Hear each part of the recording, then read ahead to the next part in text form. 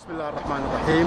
في البداية أود أن أبارك لقناة التاسعة وأتمنى لهم كل توفيق وأن تكون منبر للإعلام الحر في نقل كل ما يدور في الساحة المحلية في الكويت، وأتمنى كل التوفيق للقائمين على هذه القناة. فيما يخص المعتقلين، أنا أعتقد أن قبل قليل كنا في فعالية دعت لها حركة العمل الشعبي للتضامن مع المعتقلين، وأعلنت حركة العمل الشعبي أن هذا الاعتصام سوف يكون يومي حتى خروج آخر معتقل.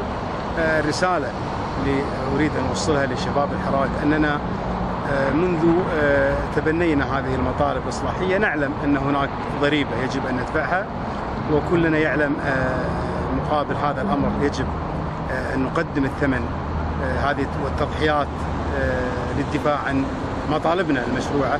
لذلك نحن مستمرين بإذن الله. بعد خروج المعتقلين سوف يكون هناك فعاليات أخرى، ولن يهدى لنا بال حتى تتحقق المطالب ويحاسب المتآمرين اللي قاعدين يلعبون في البلد وأعاثوا في البلاد الفساد. لذلك احنا نقول لهم أن الحراك مستمر بإذن الله حتى بعد خروج المعتقلين. سوف نستمر ونجدد على مطالبنا في الحكومة المنتخبة ومحاسبة كل خائن وكل متآمر بإذن الله.